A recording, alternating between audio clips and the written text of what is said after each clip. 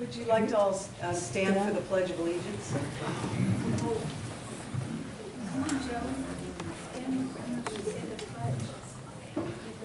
Salute, pledge. I pledge allegiance to the flag of the United States of America and to the republic for which it stands, one nation under God, indivisible, with liberty and justice for all. Yeah. Our country's flag, all red and white and blue. Oh, flag, you take good care of us, and we will care for you.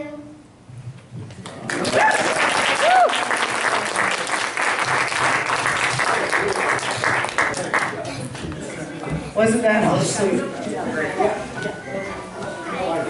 So that was pretty much the Dunham and Hack family. It's with their Nana, Lisa. Way to go, Lisa! And come on up here, Lisa. So those were some of her grandchildren. She's got 10 grandchildren. So I wanted to ask Lisa, so you'd all know, where did they learn the pledge and the flag song? They learned that at school and at preschool and at home. And Lisa recently graduated from our Constitution class, and I wanted to ask her if she would share with you how she felt about the class and maybe encourage you a little bit. I thoroughly enjoyed the class. I kind of went with little sucky things, thinking, okay, I'll do this, and I'll stay awake sucking on my little throat lozenges because I'm going to probably nod off a little bit. It's going to be kind of boring. But I was like riveted. I loved it. I couldn't wait to go back to the next class. And I really loved how it used all aspects of learning to help me to learn. It was not too fast a pace. It had fill in the blanks and listen to the lecture and discussion. The whole works, and that was just really helpful for me. I'm not the sharpest tool in the drawer, so I need a lot of help, and I really got a lot out of it. And when she saw Jake come in, she said, "Oh, I recognize him." So our speaker tonight developed the Course Institute on the Constitution. He's CEO of that, and so I hope you really enjoy it. And then if you go out in the foyer afterwards, you can sign up to take the classes. I was lucky to facilitate it. Lisa just graduated, and I see one of my other graduates here. And also, Lisa made a challenge to her children, and I'd like her to share that with you. Well, I got so much out of it that I told the kids, the big kids, the parents, that if I've got 4 kids, and I told them 3 of them have children, and I said if they would go attend the class, I would keep the kids for them so that they could attend the class. Nice. A big deal. How many hours? Yeah. And that's for 10 grandchildren. So, between the ages of infant to 10 years old.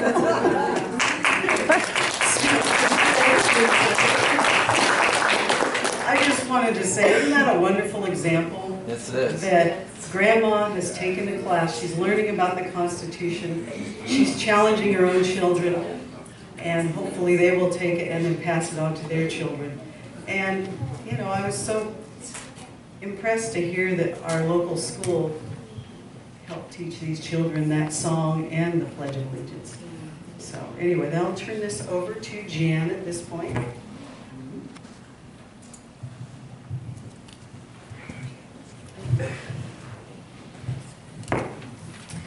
Well, we really do appreciate all of you coming here. I'm going to introduce Jake, and I have nothing written down, so I'm going by memory here, folks. Jake is the CEO of the Institute on the Constitution. He instigated, or started, or began, or created American clubs in high schools across the United States and liberty camps for kids 7 to 12. He's been on all the alphabet soup, Fox, CNN, ABC, NBC. He was also a co-host for a Sons of Liberty radio show.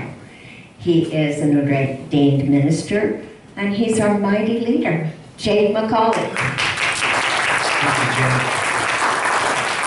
Well, thank you very much. It is a pleasure to be here. I've got these ladies here cast a big shadow, and I'm very grateful for all of your work. So much, Cheryl, Sue, also Jan. I don't know why I'm the mighty leader. I think she's the mightiest of us all. And you all weigh us all by at least 100 pounds, right? David is in the back. Thank you, David. It's awesome to see you, brother. David is Jan's son. And if any of you have had the honor to be able to be in one of his classes, he'll blow you away as well. We also have some of the folks here from the State of Jefferson movement. We've got Mr. Eddie here, and Mr. Calvin's here as well. We've got a table right here in the back, so I encourage you all to understand a little bit more about that movement, because it's applying biblical principles and founding principles to our current political state here in the United States of America. Before I get started and start talking, I first of all would like to, I know that this is part of the reason that we got together today, is a graduation for folks that have taken our 12-week course, Institute on the Constitution, which is right here. You can take this individually if you haven't, or you can sign up for the next course that is starting soon as well at the back table. But we have some graduates here today, so Sue and Cheryl, would you guys come on up here? Let's bring those diplomas. We're going to need some of your help, because some of the folks were not able to come tonight to receive their diploma. And we want to get a picture, and we want to show the real numbers. So I may ask some of you individuals to just come up here and hold one of those certificates while we take the picture, if that's okay. Okay, so you all know who's going first, so you can go ahead and crank your mic on, and when you come up here, we're going to hand you your certificate. If you could just line up right along the front steps here, that would be awesome. You may not move from those positions. All right. So my first graduate is Lisa Dunham. Lisa Dunham, come on up here, Lisa.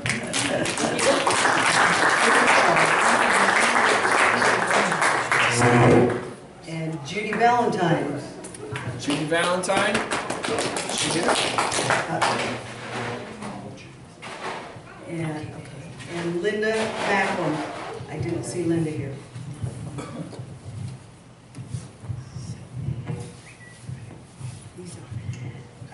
Dino Dino DeSalvo. I can't even read the writing here. Dino DeSalvo was one of Claudia Taylor's graduates. David Taylor. Also one of Claudia's graduates as well. Carol Stearns. Well, we're not doing so well, are we? Thanks for coming, Lisa.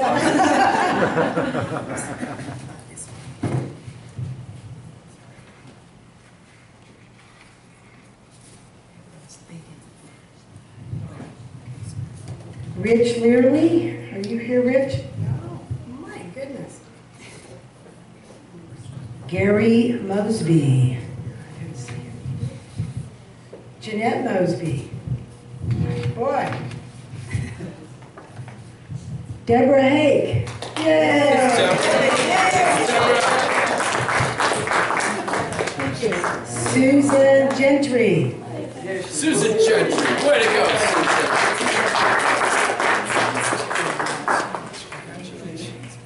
And last but not least, Janice Renshaw. Janice, congratulations. So if you can hold this one. Okay, now I'm going to need like 5 volunteers. Can I get some volunteers to come on up here? Not you guys. Come on. My name is Rich, so I'll take Rich. There we go. Rich is. Okay. And you guys can hold some. Anybody else? Can we get some volunteers? Eddie? David, what are you doing, man? It's not time for cake. You got to be up here taking a picture. Super. How many more do we need? You want me to hold the diploma too? Yeah. Yes, sir. Please do that. Thank you. And then Heather, if you could grab the picture, that'd be fantastic. 3, 2, 2 more. 2 more. Get 2 more volunteers. Why didn't you bring your good-looking other half there, man? He left you in the stands. Bring her, come on up here. Here's another one as well. Here we go. Got one over here. Oh, okay. There you go. Thank you, ma'am. All right, everybody hold up your certificates. Make sure you smile, no photo bombing, okay? We clear? Here we go. Okay, 1, 2, 3.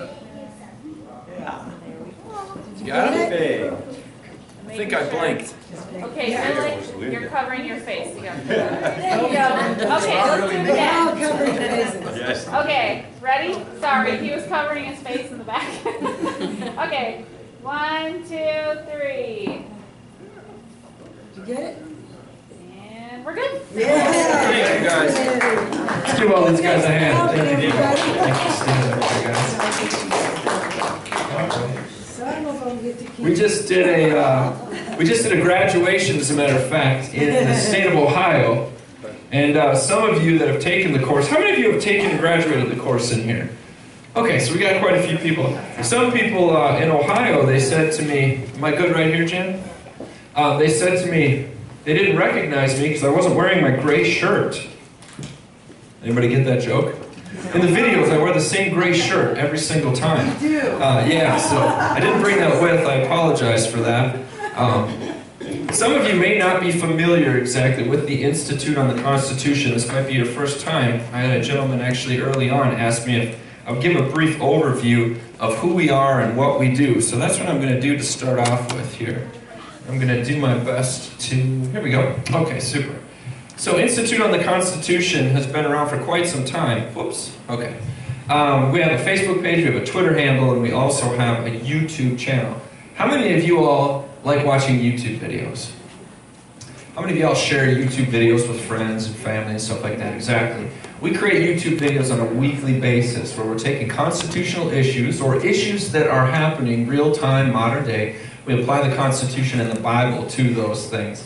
And we do that through commentaries. So I encourage you to check out our YouTube page. We also do the social media, Facebook and Twitter. Before I get started talking about what we get down and all the basics of our organization and what we do and how we want to reach America and to what end and what purpose, I always like to take an intelligence test first. Because I want to make sure that everybody's thinking. Has everybody got their coffee? I'm going to randomly point to somebody and ask them a question. Okay? Everybody on board with me? So first of all, young man in the back row with the beard. How many of each animal did Moses bring in the ark with him? 2. You sure about that? I remember that story differently. Moses didn't need an ark. He just split the sea and walked. Now, for your lovely bride next to you. Bride, right? You guys married? Almost, okay. Soon to be. Is it possible to end a sentence with the word the? Yep. Yes, it is. Can you get... Okay, now first of all, I'm talking to her, not the rest of you three that blurted out. I'm breaking the rules already. You remind me of Congress and do what you're not supposed to do. Ma'am, can you give me an example of a sentence that ends with the word the? How about the sentence I just used? Is it possible to end a sentence with the word the? It's still a sentence, though. Yeah. All right, cool. All right, so right here, what is the name of the raised print that deaf people use? Raised print. Yes. Yes. That's right. Some people say Braille, but that's blind people. Deaf people don't use raised print. There is no raised print for deaf people. They can read. Is it proper English to say egg yolks, sir, egg yolks is white? Or do you say egg yolks are white? Egg yolks are white? No, they're actually yellow. It's not proper to say either, because egg yolks are yellow. Thank you. Okay, this is my last one. I'm going to pick on for this one. All right, here we go. Eddie, you ready? Yeah. Spell the word shop. Shop. Yep, it's right on the board. I can't read. So, I have to stand up. That's okay. Corner. well, it's shop. How do you spell shop? S-H-A-R-P. That's right. One more time. S-H-A-R-P. No, oh, I'm sorry. Shop. Shop, not shop. Like going shopping. Oh, okay, S-H-O-P then. Okay, one more time. S-H-O-P. What do you do at a green light? What do you do at a green light? What do you do at a green light? I go. Okay. He made me ask it too many times. Most people say stop. Right? Shop, then stop. Thanks, Eddie. You blew it for me. But that's okay. Still a great guy. I love the Institute on the Constitution has been around for over a decade. Since 2002, we started to really officially formulate, but we were doing meetings far before then. Michael Anthony Prudko was the founder. He ran for president in 2004. He only lost by about 54 million votes. But he did get 1 million votes. He was the 4th largest vote getter that year, and he sent a strong message throughout America that we need to listen to what the Constitution says. He was the only constitutional candidate that year that ran. I preside now as the current president. Our senior instructor is Pastor David Whitney, who's brilliant. If you're looking for a constitutional preacher, we stream his sermons every single week, and we create a YouTube archive so you can watch constitutional Christian sermons on a weekly basis. And nobody is smarter than that man. Our vice president is a first-generation American. His name is Massey Campos. Both of his parents migrated from Mexico. Our dean of instructors is Ricky Pepin. She's in Ohio. We have our curriculum that I talked about before. I keep referencing this because this is the notebook. When you all take the course, you get a notebook. There's 12 lectures, there's 12 tabs, there's 12 homework assignments, there's 12 reviews, and there's 12 tests, which is what Lisa was referring to when she talked about the format. It's a really easy way to learn. We use primary source documents as well. We are studying the founders and the original intent. As you can see up there on the screen, we have a number of different people graduate. Some have white hair all the way down to children with that's not true. Well, all the way to kids, okay? So it ranges the spectrum here. We do these in churches. As a matter of fact, if you look at the middle picture, you might recognize some of you all. That was one of the graduations that we did in this very room last year with Cheryl and Sue and Jan and the rest of the folks.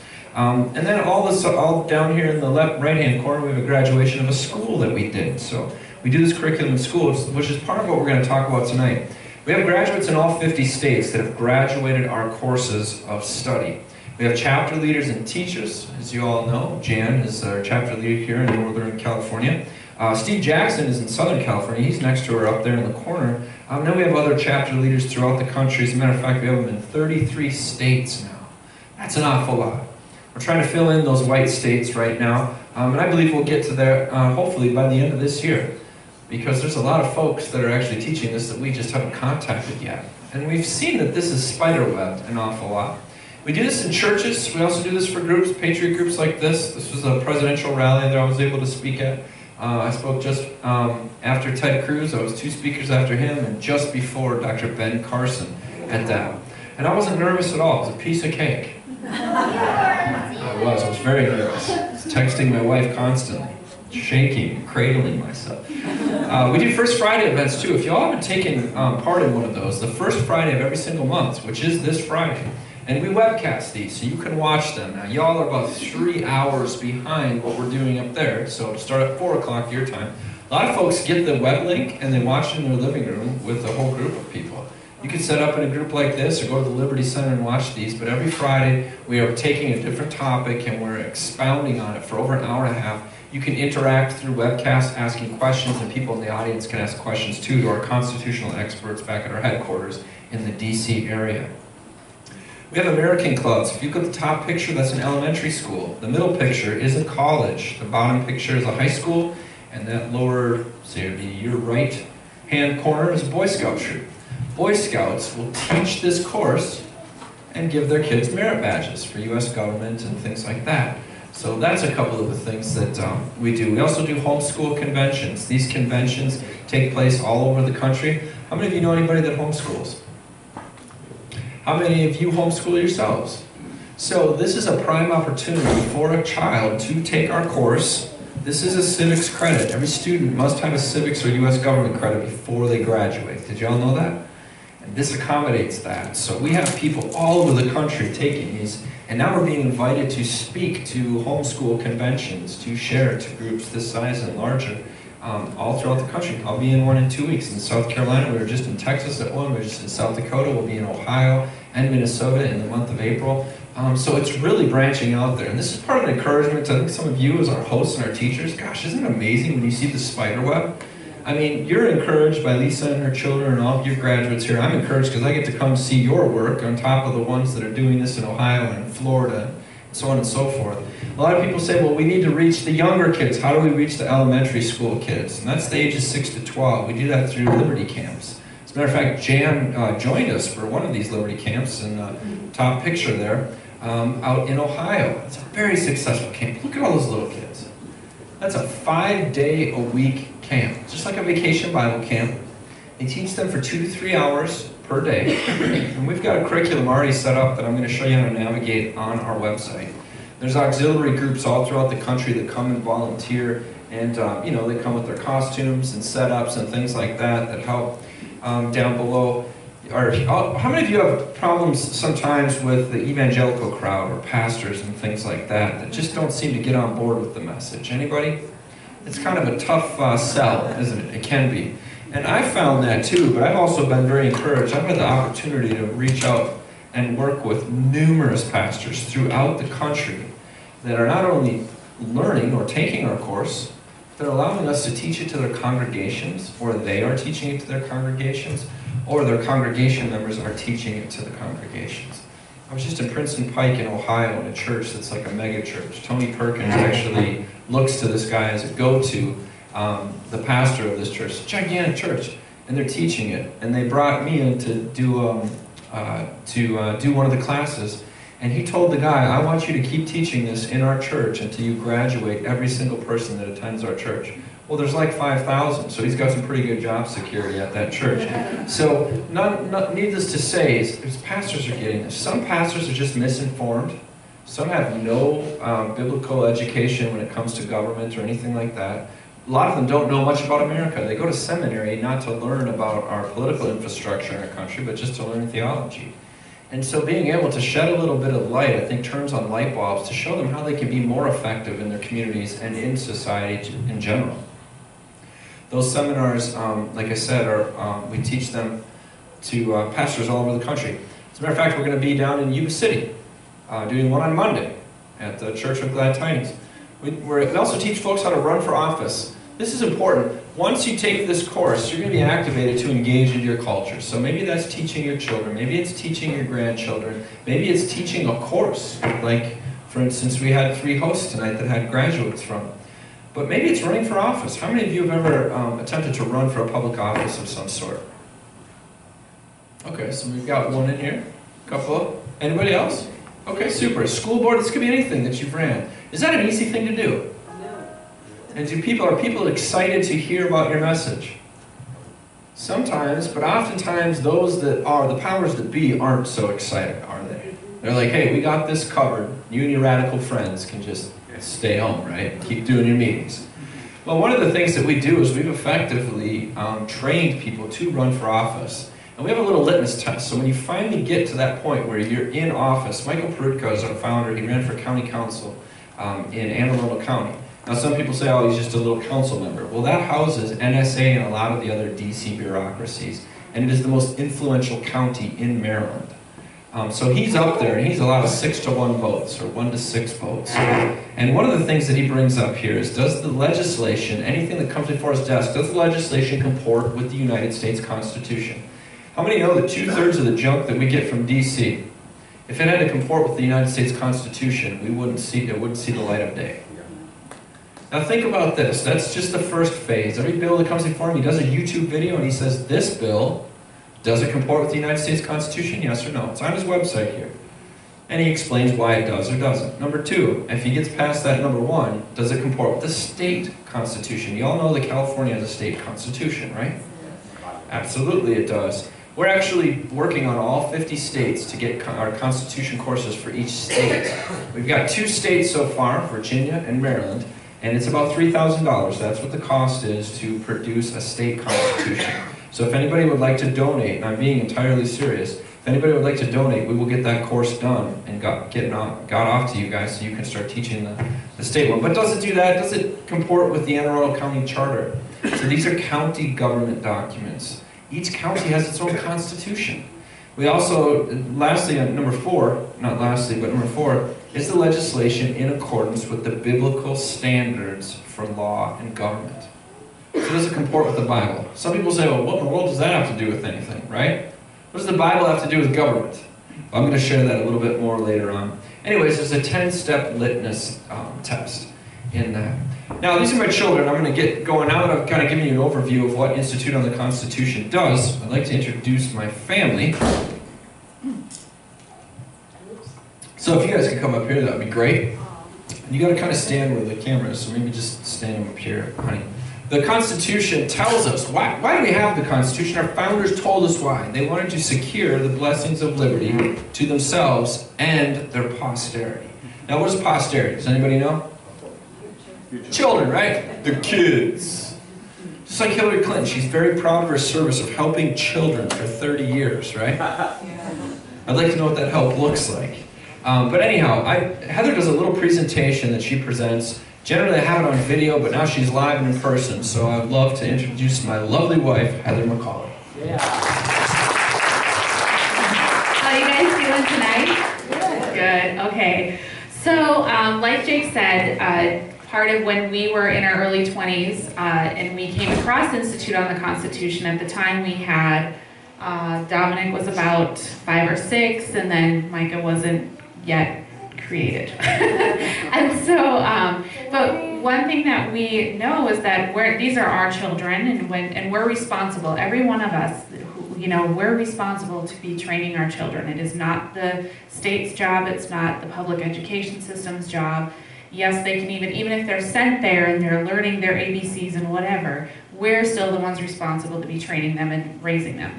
And so when we came across the information, the first thing we did is Jake would teach the course, and then he would take that course and he would actually make it, he would give it to them in terms that they could understand. And then we started teaching them about the foundation of American government and how the Christian liberties that we have, because we want them to be able to know the freedoms that they do have the right to have and the way that America is supposed to function. So if someone comes and tells them that they can't pray at a public event or something like that, that they will have the tools in hand to combat it. And obviously, you guys all know everything that we're working or fighting. We might see good victories, and we might even get the state of Jefferson started, and we might get good people elected in office now.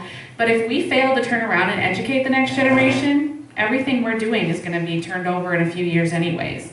So this is the most important part. This is the direct responsibility for all of us is to train our children. I just read Deuteronomy 6 today, and it talks about that you're supposed to speak of God's law and his ways as you rise up, as you're walking in the way, as you're sitting down and eating, as you're lying down for bed. These things need to be instilled in them, and it's our responsibility to do it. So, guys, where does law come from? Does it come from the government, Micah? No. Where does it come from, Charity? God. That's right. So Micah's going to tell us the first commandment. I am Lord your God, you shall not beg me. Okay, that's right. So, and our founders in 1776, we had a king who was trying to act like he was God and that he could make whatever laws he wanted. And so our founders declared independence from him to give us the God-given rights that we have. So Joshua right here, he's 12, and he's going to tell us part of the Declaration of Independence. We hold these truths to be self-evident, that all men are created equal, that we are endowed by our Creator with certain unalienable rights, and among these are life, liberty, and the pursuit of happiness. To secure these rights, governments are instituted among men, deriving their just powers from consent of the governed. Yeah. So our founders declared independence, and by God's blessing and providence, he gave us the victory. And so now we needed to put a government in its place that would secure the God-given rights that our founders fought for. And so Dominic is going to give us the preamble to the United States Constitution. We the people of the United States, in order to form a more perfect union, establish justice, ensure domestic tranquility, provide for the common defense, promote the general welfare, and secure these blessings of liberty to ourselves and our posterity, do ordain and establish this Constitution for the United States of America. And of course, course, so we wrote out the Constitution, and that is the boundaries and limits that the government is supposed to operate in and not go outside of. But then we have the Bill of Rights, and our founders were so smart that the First Amendment obviously was the freedom to worship God according to the dictates of our own conscience, and to speak his name and speak what we believe freely anywhere. We can speak it in the Capitol if we want to. We can speak it in the public school if we want to. We can teach it to our children or in any place, and the churches can say whatever they're saying, glorifying God from the pulpit without fear of consequence. And so the First Amendment to the Constitution, Mike is going to tell us. Slowly, right? Okay. Congress shall make no law respecting establishment of religion or prohibiting the free exercise thereof or abridging freedom of speech or the press or the right of the people to peaceably assemble to petition the government for ages.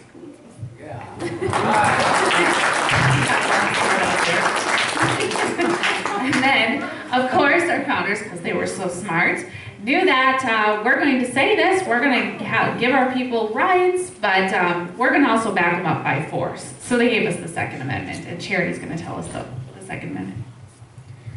A well-regulated militia being necessary to the security of a free state, the right of the people to keep and bear arms shall not be infringed. Show me your guns. So, I just want to encourage you guys, if you have grandchildren or children, raise your hand. Grandparents, children, yes, okay. So, I want to encourage you with a story. There's a grandma in Delaware who was taking this course, and she just loved this information. So when her grandkids would come over and visit, they were in public school, she would sit them down and go through the course with them and talk about the role of government, the kind of government we have, the foundation, the Christian foundation, the underpinnings of the Constitution and their right as public school students to practice and speak about God freely and things like that. Well, her grandson went in and he had a civics test. And he's in elementary school at the time, about 5th or 6th grade. And and the test, it was a multiple choice answer, and it was, what kind of government is America? Democracy, mobocracy, dictatorship. And if you've taken the course, yep, so you're shaking your head. So the grandson, that's right, the grandson said, you don't have the right answer on here. And she's like, well, of course we do, guys, it's a democracy. And he said, no, it's not. According to Article 4, Section 4 of the United States Constitution, we are a republic. So it gets even better, you guys. So the teacher says, where did you learn that? He goes, my grandma taught me. And that teacher actually invited the grandma to come in and teach the Constitution to 30 other kids in the class.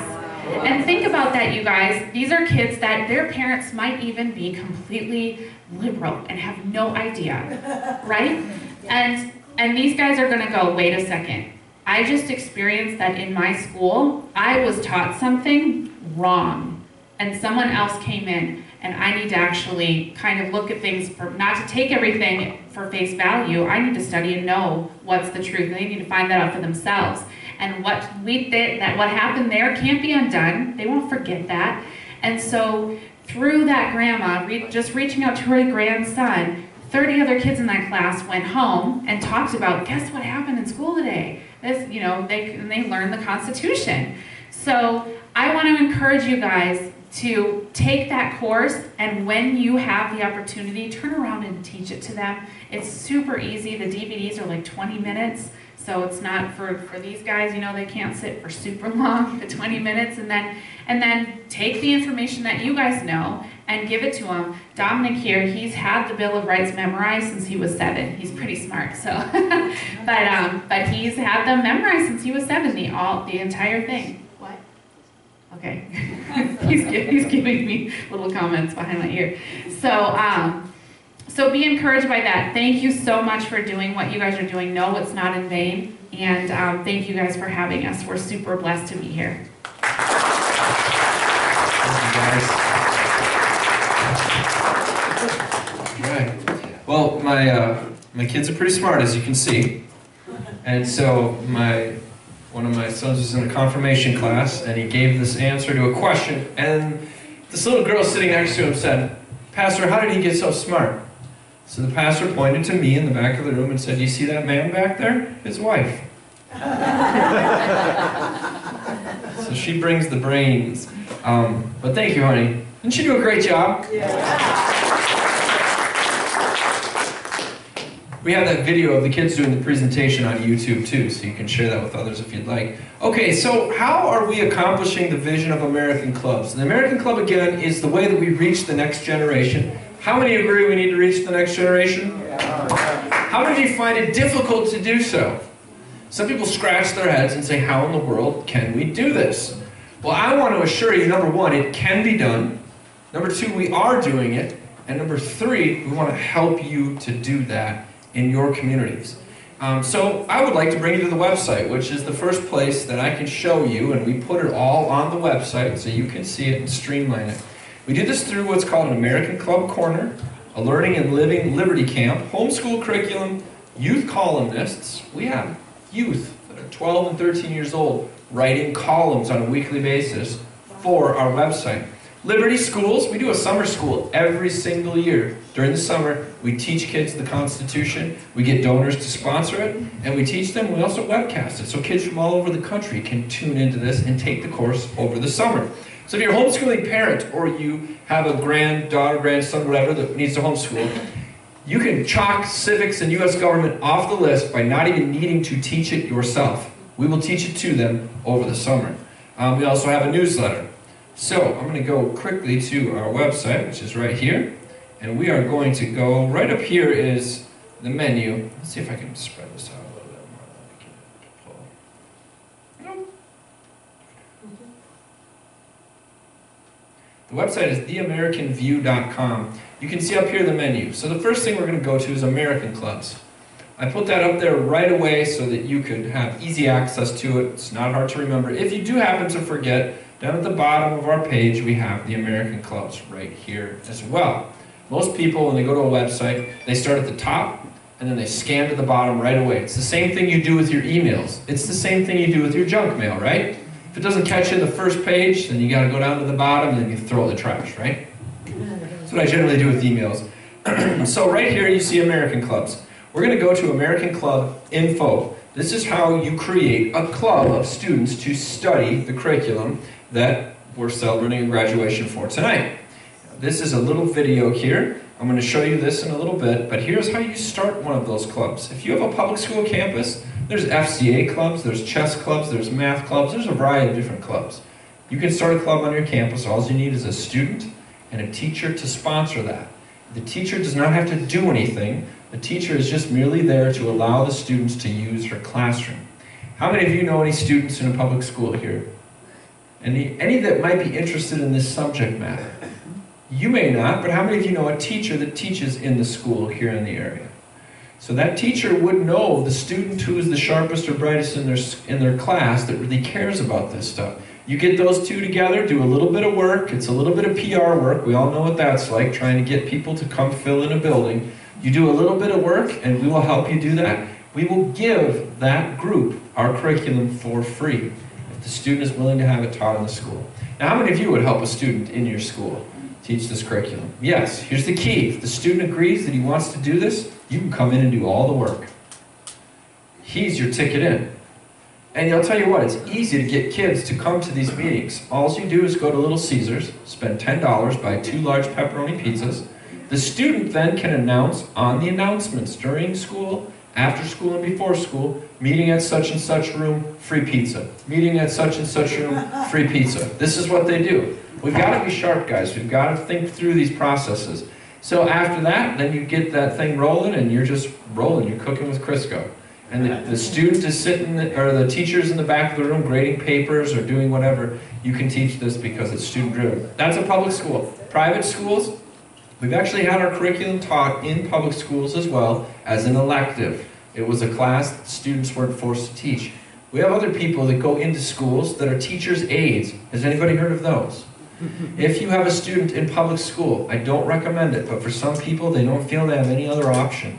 Then I would say you need to be in that public school with them every single day, making sure of what they're being taught.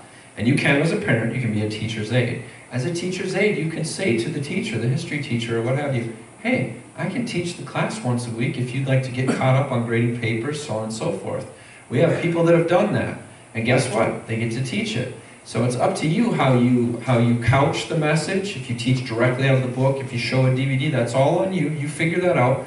But these are things as a teacher's aide, you could teach the course in a private school or a public school. The structure of the meetings we have all set up. Everything is turnkey, guys. We will deliver this to you turnkey. We just need the opportunities, and that opportunity generally comes with a little bit of prodding.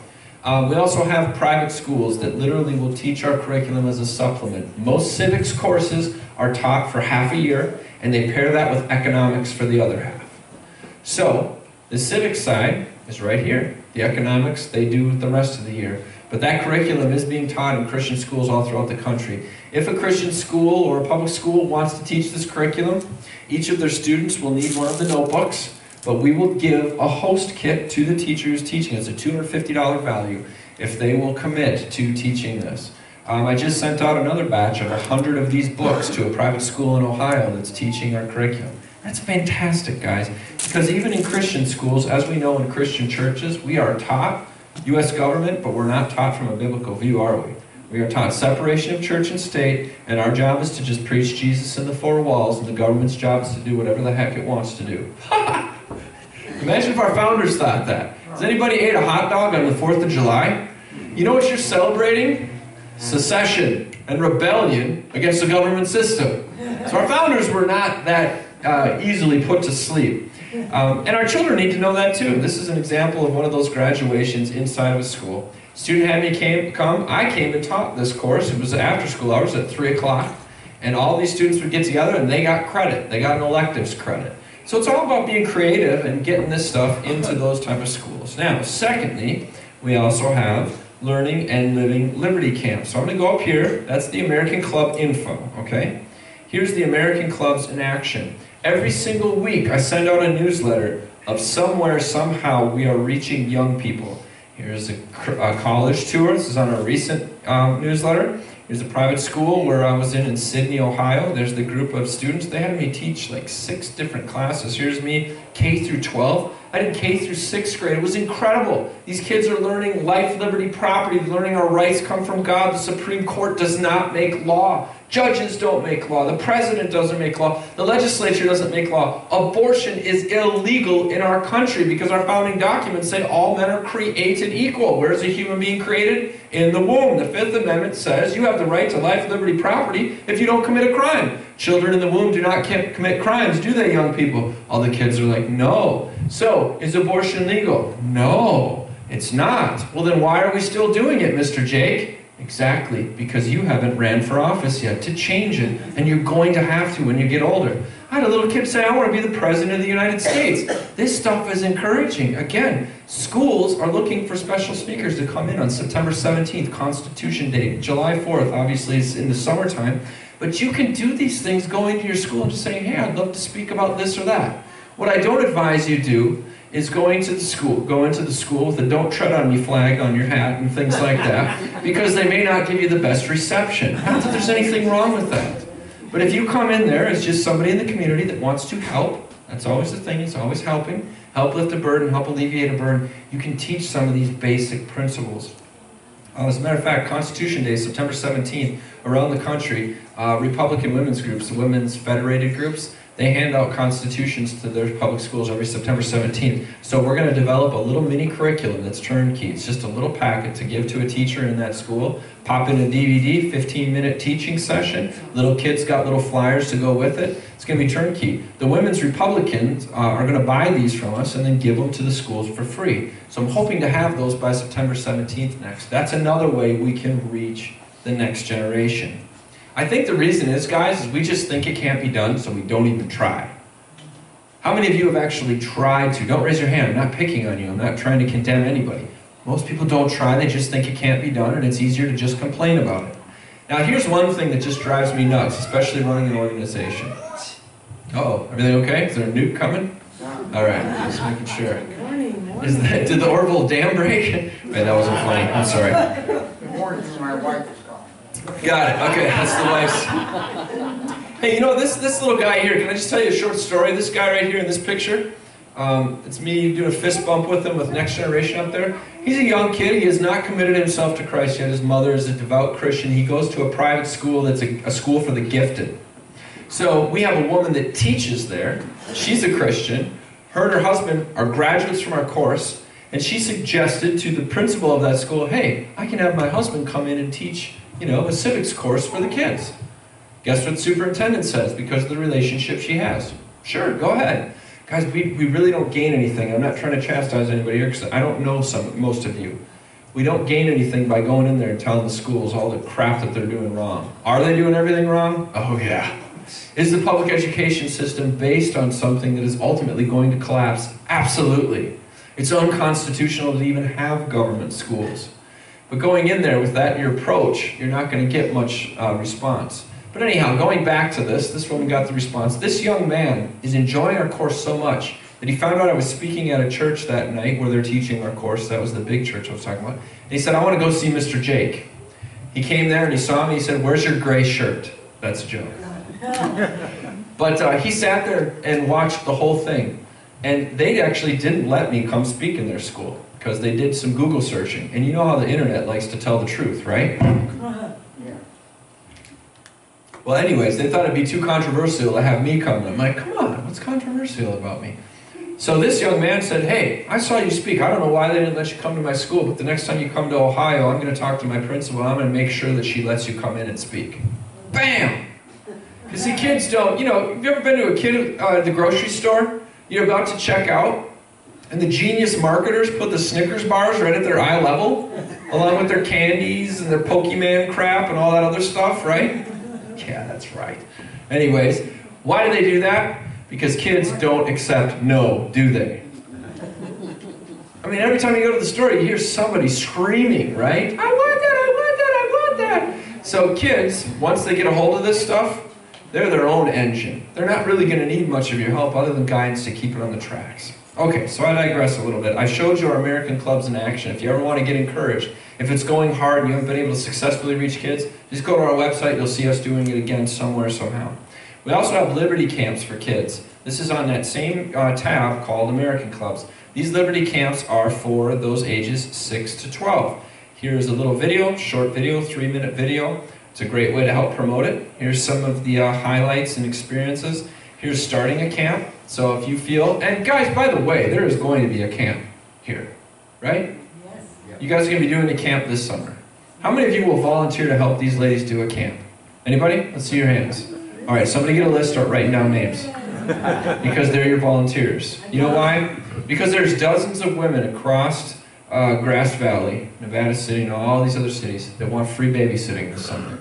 And that's what you are going to do. You are going to babysit their kids for 3 hours a day and indoctrinate them. I'd be careful. Is anybody here from the press? I mean, it's what they do, right? That's what you're going to do. You're going to teach them about day one. It's going to be all about colonial life. What was it like? You're going to make colonial food. You're going to have them grind corn and make stuff. You're going to have them play games that our founding fathers played. It's all about colonial life, and you can break these open too. We give a short description of each one. You can see it right up there. Day 2 is about the rebellion. Why did we resist? Well, when we studied what their life was like, how they went to church constantly, how they read God's word, how they understood what tyranny was, we're going to rebel. We're going to declare independence because this is what the king's doing. And each of the kids gets a feather pen, and they sign their own Declaration of Independence. Then there's going to be the Revolutionary War. What was the war like? They're going to play war games, the Minuteman relay race. They get dressed up in a minute in costumes, and they run back to one. It's a relay race. They tag their friend. They take off all of their patriotic stuff in their gun. They give it to him. They're fake guns, by the way. So then they grab their stuff. They run back and forth. It is so cool. And then they go through during the Revolutionary War. Remember when Washington's men, a lot of them didn't even have shoes, and they were walking through icy, freezing cold water. We get big kiddie pools for $10 from Walmart. Fill it with ice and water, and community will sponsor this. Stores and different groups, grocery stores and things like that. There's even, gas stations might too, They'll supply candies or what have you, but there's the Constitution, where we sign the Constitution, we win the war for independence, then we sign the Constitution. Day 5 is family night. That's where all of the students come home every single night talking about how awesome the camp was. And the parents are like, oh, really, honey? And by day 5, the parents are coming to see what the kids graduated from. Janice saw this in action in Ohio. It works. And then that night, we advertise we're going to be teaching the Constitution course. You can come learn. And then you get sign-ups from the kids as parents. So this is a really great approach to reaching those young people. It doesn't cost us anything except for our time. And it's effective, and it works. You can download flyers right here. I'm going to show you a couple pictures. Here they are signing their own Declaration of Independence. They're learning the Pledge of Allegiance. Guys, some kids in our country don't even know the Pledge of Allegiance. The students get, when they answer questions, they get gold coins, and we have little Patriot stores where they come buy little knickknacks and novelty items that end up going in the trash in, a week if you're a parent, you know what I'm talking about, because they leave them around everywhere. Signing the Declaration of Independence, we get different volunteers to put on a colonial garb or what have you and teach some of the lessons that are already pre-prepared for them. Then we go over here and we get some of the auxiliary groups. These are the Sons of the American Revolution. There's a chapter that Jan's going to be meeting with here soon in California. These guys will come all geared up with all their stuff and teach for you. So you've got audience, or you've got built-in teachers already. The kids will do a tea party. We'll face paint them, put feathers in their hair, chuck some tea. This is lunchtime where one of the gals is giving a demonstration of colonial food and how they can make it, teaching them how to fold the flag. Here's where they're chucking it off a boat. You don't need a big old boat like that. You can have a cardboard boat. It doesn't have to be elaborate. The kids really don't care. But you already got a boat, apparently. So get a boat, doggone it. We invite King George, too. King George, this is one of the best parts, the highlights. King George comes into all the classes during the day and he'll tax the kids. So I need 3 gold coins from everybody with a red shirt, or I need 2 gold coins from purple shirts. The kids can't figure out why he's taxing, or how much he's going to tax, or when he's going to come. But when he does come on day 2, they're all hiding under the tables trying to get away from him. So at the end of our camps, the kids, the two things that the kids say is, the first thing when asked, what do you think of the camp? I want to come next year. Here they are with 2 bricks grinding their corn. They say, I want to come next year. And the second thing they say is, don't invite King George. Okay? One kid to this camp actually brought counterfeit coins this year. It's kind of funny. I think he wants to run for Congress. So here's one of the banners. Again, you guys can get as creative or as elaborate as you want. The bottom line is, if you have 10 kids come to this camp, it's a success. And I promise you, the next year it will double. Because all those kids are going to want to come. And word is going to get out about how awesome this is. Please don't look for excuses why you can't do something. Oh, well, all my volunteers left me at the last second. I don't care. Do it anyways. I can't tell you how many times I bought my plane ticket, got my travel arrangements done, and people have bailed on me. It happens to me constantly. So what? Go out and do it anyways. And whoever shows up, that's who God appointed to show up, and I have seen nothing but growth in instituting the Constitution the past 3 years. It's been amazing, and miraculous, and discouraging, and disheartening. Sometimes I ask the Lord, why am I still doing this? Can you believe that? Yeah. I ask the same questions every single one of you do. And then the next week it all turns around again and I see another success. Has anybody ever read the book of Psalms? Yes. Yep. 2/3 of those Psalms are stinking depressing. Seriously. I cried so many tears my couch was wet like an ocean. Jeez, serving God must be a blast. He's just crying all night. That's what happens. It's discouraging. It's hard. General Washington, he's facing a British Empire out there. While the soldiers, more of them are dying from health issues because they don't have enough blankets, food, and clothing. That's got to be depressing. So let's not whine, okay, guys? No whining allowed in our movement because this is a piece of cake. All of us got our own houses, and we've even got cake to eat after, okay? So we've got a lot of cake here. But anyway, this is about overcoming those things. And Jan, you had something you wanted to share, sorry. I just wanted you to be sure to tell him about King George. Yeah, thank you. Hated King George. You didn't think I would? Oh. I wasn't sure. Okay. Here, I think I lost my spot here. Was Eddie playing the role? Yeah, but even when he got out of costume and tried to talk to him at the end of the day, they didn't want to hear from him. Yeah, they didn't. He was still King George. That's right. Okay, so those are all of our, well, those are some of ours. I wanted to show you too, we have youth columnists. See, right here's columnists. As I said, we write columns, and the way that we do it, I'll just show you my recent one. What we do with each one of these is we have a written column. It's generally only 300 words. You can read through it pretty quick. When I talk about interposition, should the president combat California's sanctuary of undocumented immigrants? A woman said to me, Trump needs to come do something because Jerry Brown's a knucklehead, right? Here's what I found about California. They're not waiting for the federal government to be out of control. They're like 100 yards past the federal government. So at this particular point, it's not the president's job to interpose, it's literally the people's job. It's the representatives, it's the county officials, and it's the sheriff's job to interpose against the state. If any of you have seen me do the analogy of interposition with the swords and the shields, that's where that comes into play. So I wrote a column on it. And you can just see down here, I said, what judge has no lawmaking authority? Donald Trump has been tweeting about these judges that have been rejecting his executive orders, which are constitutional. I did a whole column on how and why. He shouldn't be tweeting about that. He should be tweeting how we need to impeach those judges because they are endangering the American people by stopping the constitutional process of law, which is what they swore an oath to uphold. And if they're not going to uphold it, then they need to be out of here. So we show a little video. Again, this is the YouTube video that we do. They're 3 minutes long. But under the columnist, you see over here, it says youth column commentary. So you can see here, we've got our columnists over there on this side of young people that are writing columns. And if any of you know a young person that's sharp and writes these things, I'll publish them. The kids love to see this. So is Neil Gorsuch, Mason Chandler, who graduated from our course in an American club that was taught over webcast from a gal. He was in Texas. The gal is up in Truckee. I'm going to be seeing her tomorrow. We're going to try to get into her church. He does his own video, a little YouTube video. As a matter of fact, I want to show you a little bit of this, just to kind of encourage you and show you how creative this next generation is.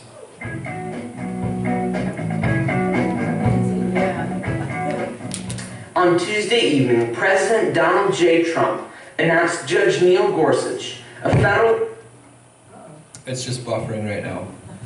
I'm going to just stop it right here. I'm going to force you to go back to our website to watch this. Look at this young man. Gets his iPhone, sets it on a stand in his bedroom, writes his own script, writes it out, and then he does a video on it, and he backlights it with cool music and different graphics. I mean, how cool is that? It's amazing. Instead of wasting his brains playing Xbox, he's trying to change his country, and I love that. Did you hear that, kids? All right. Here we go. How to reach the next generation American clubs. I brought this video up because this is one way. It's a 3-minute video, and I want to encourage you that this is getting done. I've showed you some pictures, but video says a lot, and I like to incorporate that as much as I possibly can. We'll see if this one buffers or how bad it buffers. Does anybody have any questions so far? Okay, great.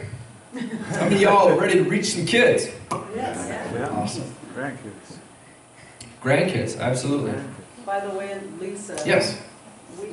We were hoping to get one of those kids camps going last summer. And everything went too fast, so it didn't happen. But she was so too many attorneys got involved, right? She is so pumped about that. She is really on board. That's what she keeps wanting to do. Absolutely. We can't wait. And listen, it's so easy to get caught up in the technicalities. Oh, we don't have enough insurances. We don't have blah, blah, blah, blah, blah, blah. Just do one. Just really, just get it done.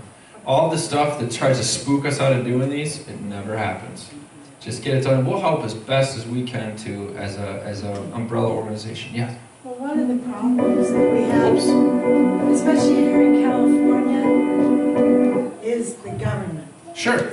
They want to shut anything down that, it's just insanity. Yeah, I don't disagree. You know, a little kid with a lemonade stand out in front of their house, they're going to tax them for it. It's great. Or make them give... So you get a video camera and you go to all the news sources and say how horrible the government's treating these poor little children. Yeah. Throw some ketchup on the ground, they're bleeding. Just work it. Do what they do and do it right back in their face. You mean fake news? No, real news, because that is legit. I'm talking about blood. Yeah, I was kidding about that. Blood's a little too far. Okay, here's a quick video that we have. It's on our website here.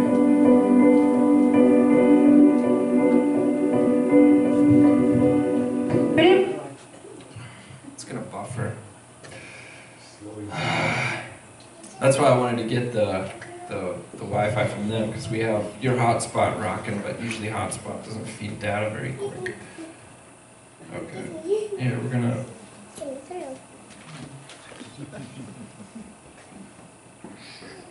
Okay, I'm going to send you back to our website to watch that video. It's a fascinating video. It really, what it does is it highlights how lost this generation is, And then from there, we go into the answer and the solution, and I've got kids giving their commentary on how, you know, they graduate from our course. So let me just give you this one example. Her name's Heidi Mize. Heidi Mize found out about us because a gal in California, where she used to live, was talking about our course. And so she's in North Carolina, she's at the beach, and she decides she's going to drive to my house where I live and talk to me about our course. So she did that. Then she started a course at her homeschool co-op. She does co-op. And her co-op was literally featured in Rush Revere's newsletter. Anybody heard of Rush Revere? Yeah. Yes. It's Rush Limbaugh. Yeah, during Thanksgiving. There it is, up there. You can see it, right here. Those are her kids in Rush Revere. And here I had the opportunity to go back and graduate that group of 2, 4. It was a half dozen, and I think there was about 4 kids that were missing that weren't there that day because they got sick. That's just Heidi Mize. Just a stay-at-home mom. She's not like a superpower person that, you know, is on TV and has got tons of money. She just decided, you know what, I'm going to do something about this. I'm not going to talk, I'm not going to complain, I'm going to do it. These are our California chapter leader, well, Jan Collins was with, Steve Jackson. Steve Jackson is invited to speak in a lot of different places throughout the country. This is his whole classroom.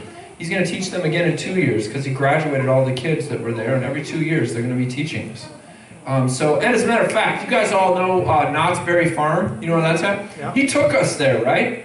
And he said, Jake, I've always imagined, dreamed about teaching the course in the Independence Hall duplicate. So we get there, and he says to the guy, hey, could I come teach one of these courses here? He said, you can come anytime you want, as long as it's after 4 p.m. We will let you teach it in Independence Hall. Is that not awesome? Yeah. Yeah, so I'm going to come back and do a graduation with him in Independence Hall. That was cool. But again, this is just a guy praying, leading, and walking this out. Candace Donnelly, she heard about us on the radio. She ended up sending away to get one of our courses. Took our course, absolutely loved it, called me and said, oh my goodness, I had a couple moms ask if I would teach their kids at my house. She buys a monitor, shows the kids the videos, teaches it in her house. And I said, hey, I'm coming through Illinois. I'm going to go, I'll come and graduate these kids. So I brought the diplomas and we graduated 4 kids in her living room. It was beautiful, beautiful. After that, the woman came and one of the parents said, will you come to the co-op? They have a huge, a big old co-op in Rockford, Illinois. That's that co-op class right there. She started teaching it there, and they've asked her to teach it in a private school now as a result of that. So these are just ways that kind of trickle, and they create ripple effects where people begin to teach it. As I showed you already with these Liberty camps, we've already got those in action. Those are some examples of that. That woman in the middle there is Denise Whalen, and she is amazing.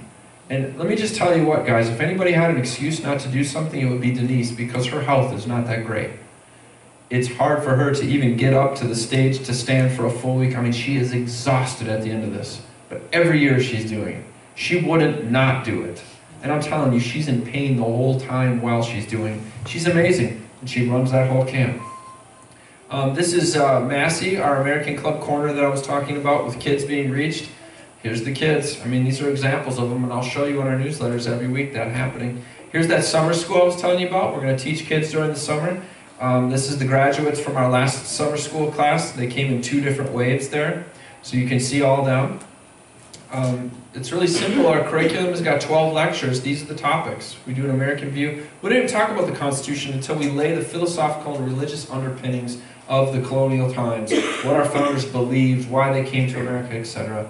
And then we talk about the Declaration of Independence because they applied all those philosophies into it. And then we go into the Constitution, the Bill of Rights, the amendments, and then what we do after we've taught the documents from the original intent, we teach about the constitutional crisis, and we show every step of the way where the Constitution was done away with here, or where this judge said this, or where we created a new amendment to the Constitution that changed this portion, so on and so forth. And then Lecture 12, of course, is Reclaiming America. How do we do that? Part of how we do that is reaching the next generation. I would almost submit that that is the most important work that we do at Institute on the Constitution, is reaching the next generation. Although at this point we graduate 4 adults for every 1 student that graduates. I would like to flip that paradigm, and I would like to graduate 4 students for every 1 adult, while continuing to increase the number of adults, which we have every single year. And I think it's possible. And I'm taking those steps to do that with Institute on the Constitution, along with your help, because if it wasn't for you, I can't speak to enough groups, I can't travel enough. My wife already has given me a limit. I get 1 week per month. I broke that the first month. I was in 7 different states that first month. So we're in February and we're coming into March now, and guys, there's just such a tremendous need. We just need to keep filling that. Our courses, I've already talked to you about what our courses look like. You've seen the videos. I'm not going to show it because we're having problems with YouTube. But here's just a simple basic overview. It gives those general distinctions. Wait, how many of you have taken our course? I'm sorry, who hasn't taken our course in here yet? Anybody unfamiliar with it? Okay, so in the notebook that I just showed you before, you're getting a video, 20 minutes, and then you get this. This is what your lecture notebook looks like. We give you a quick overview. We use Bible verse and a founding father's quote in the beginning.